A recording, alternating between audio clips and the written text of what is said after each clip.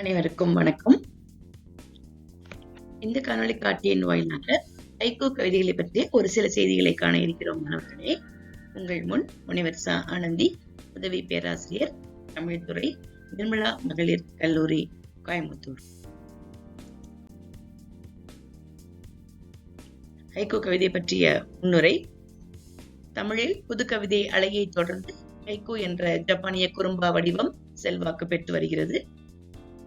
எளிமையான 3 அடி, சின்ன சின்ன மின் தாக்குதல்கள், சொற்செட்டு, படிம அழகு அனைத்துமே ஹைக்கூவின் முழு பரிணாமமாக விளங்குகிறது.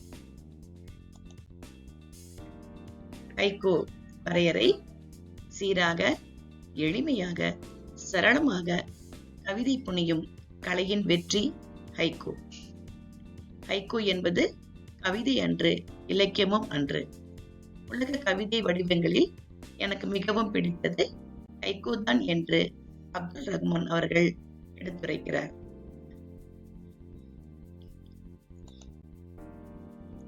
ஹைக்கூவின் தோற்றம். ஜப்பானிய அரண்மனை வாசிகளின் சொல் அலங்கார விளையாட்டில் இருந்து தோன்றியதுதான் ஹைக்கூ கவிதை.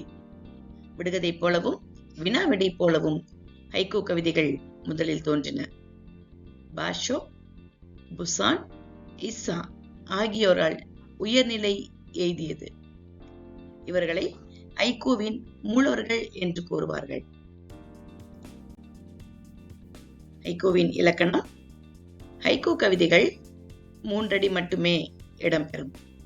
முதல் அடியில் 5 அசைகளும், 2வது அடியில் 7 அசைகளும், 3ஆம் அடியில் 5 அசைகளுமாய் அமையும்.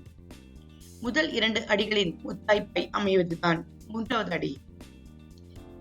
ஹைக்கூ படைப்பக்கத்தில் தனிமை, தான் இருந்த நிலை, முரண்கள், பேச்சற்ற மௌனம் போன்ற மனநிலைகள் முதன்மைப்படுத்தப்படும். சுருங்க சொல்லி விளங்க வைப்பதுதான் ஹைக்கூ கவிதையின் நோக்கமாகும். தமிழில் ஹைக்கூ 20ஆம் நூற்றாண்டின் தொடக்கத்தில் புதிய வகை கவிதையை அறிமுகப்படுத்தியவர் சுப்பிரமணிய பாரதியார். புதுக்கவிதைக்கு முதல் படியான வசன கவிதை வடிவில் பாரதியார் சில கவிதைகளை எழுதியிருக்கிறார். இதைத் தொடர்ந்து ஹைக்கூ பற்றி தனது சுதேசமித்திரன் இதழில் கட்டுரை ஒன்று எழுதினார்.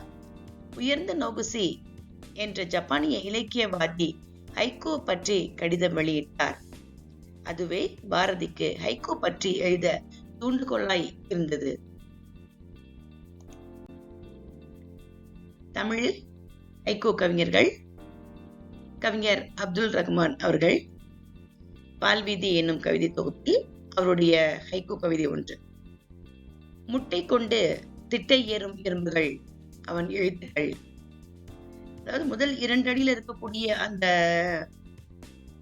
சொற்கள் 3வது அடியில் பொருளாய் வரும். அவனுடைய எழுத்துக்கள் பாத்தீங்கன்னா சின்ன சின்னதா அந்த எறும்புகள் வரிசையை அப்படியே முட்டையை எடுத்துக்கிட்டு அப்படியே வரிசையா போகும் பாத்தீங்களா, அந்த மாதிரி இருக்குதாம் அவனுடைய எழுத்துக்கள் என்பது கவிஞர் அப்துல் ரஹ்மான் அவர்களுடைய ஹைக்கூ கவிதை.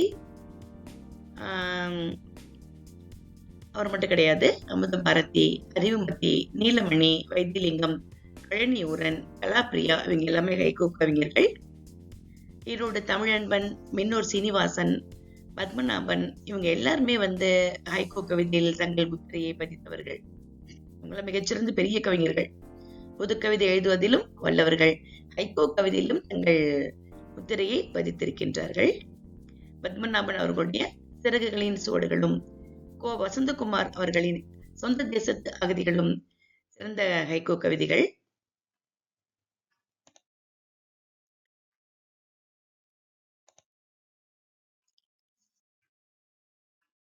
ஹைக்கூ கவிதைகள் சில அறிமுகங்கள். எழுகின்ற எத்தனை எத்தனை ரசிகர்கள், புல்வெளி பனித்துளிகள் அமுத பாரதியுடைய கவிதை. புல்வெளி பனித்துளியை பத்தி எழுதியிருக்கிறாங்க. குமாரராஜன் அவங்களுடைய கவிதை பாருங்க. மழைக்காலத்தில் எங்கும் புறாக்கள், வீடு இழந்த கலைஞன். அதாவது புறா, கலைஞன், மழை இது 3மே ஒன்னா சேர்த்து எழுதியிருப்பாங்க. மழைக்காலத்துல எப்படி புறாக்கள் வீடு இல்லாம தவிக்கிறதோ அதே மாதிரி கலைஞர்கள் வீடு இல்லாம இருக்கிறாங்க. நம்ம நிறைய பாக்குறோம் இல்லையா. கலைஞர்கள் பெரும்பாலும் வறுமை நிலையில தான் இருப்பாங்க இல்லையா. அதுக்கான கவிதை. குளங்கள் யாவும் வற்றியதால் குளிக்க இடமில்லை நிலவுக்கும். சி. விநாயகமூர்த்தி அவர்களுடைய ஹைக்கூ கவிதை. குளங்கள் எல்லாமே வற்றி விட்டன மழை இல்லாதால். குளிக்க இடமில்ல. அதாவது மனிதர்களுக்கும் இடமில்லை, நிலவுக்கும் இடமில்லை அப்படிங்கிறாரு. நிலவு அப்படின்னு சொன்னா, நிலாக்கு வந்து அதனுடைய அந்த குளத்துல வந்து அதனுடைய நிழல் தெரியும் இல்லையா? அப்ப நிலவுக்கும் குளிக்கிறதுக்கு இடமில்லை என்பதை நாசுக்காக சுட்டிக்காட்டி இருக்கிறார் ஆசிரியர். அது மட்டும் கிடையாது. நீர்நிலைகள் வறண்டு போவது குறித்தும், நிலம் மாசுபடுவதையும், வாழ்வியலின் அவலப்போக்கையும், காதல் பற்றியும், சமூக நோக்கோடு உழைக்கும் மக்களின் உரிமை பற்றியும் ஹைக்கூ கவிதைகள் எடுத்துரைக்கின்றன. அது மட்டும் கிடையாது.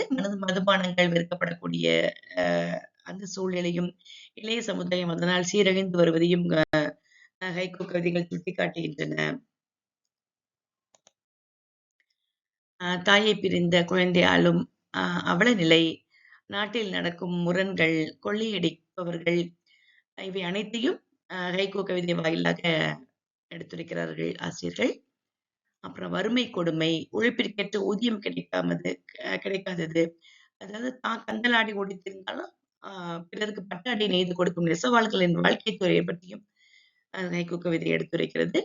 அது மட்டும் கிடையாது. ஆங்கில முகத்தில் அடிமைப்பட்டு கிடக்கும் தமிழ் இன மக்களை பற்றியும் ஹைக்கூ கவிதைகள் கேலி செய்து வருவதையும் நாம் காண முடிகிறது. ஹைக்கூ குறித்த ஆய்வு நூல்கள் டாக்டர் லீலாவதி அவர்களுடைய இதுதான் ஹைக்கூ, கவிஞர் மீரா ஹைக்கூ ஒரு குறும் பார்வை, டாக்டர் ரா மோகன் தமிழில் ஹைக்கூ, டாக்டர் ம. திருமலை ஜென் பௌத்தம் ஜப்பானிய ஹைக்கூ தமிழ் ஹைக்கூ, கவிஞர் நிர்மலா சுரேஷ் ஹைக்கூ கவிதைகள் ஒரு அறிமுகம், இ. பரிமளா தமிழ் ஹைக்கூ கவிதைகள், சுஜாதா ஹைக்கூ ஒரு புதிய அறிமுகம், கவிஞர் ரா. ரவி ஹைக்கூ கட்டுப்படி, ஈரோடு தமிழன்பன் ஜப்பானிய ஹைக்கூ 100 குறிப்பேறையுடன். இது எல்லாமே ஹைக்கூ குறித்த ஆய்வு கவிதை நூல்கள். முடிவுரையாக, புது கவிதையில் பெரும் வெற்றி பெற்ற கவிஞர்கள் ஹைக்கூ எழுதுவதிலும் தங்கள் திறமையை வெளிக்காட்டி வருகின்றனர்.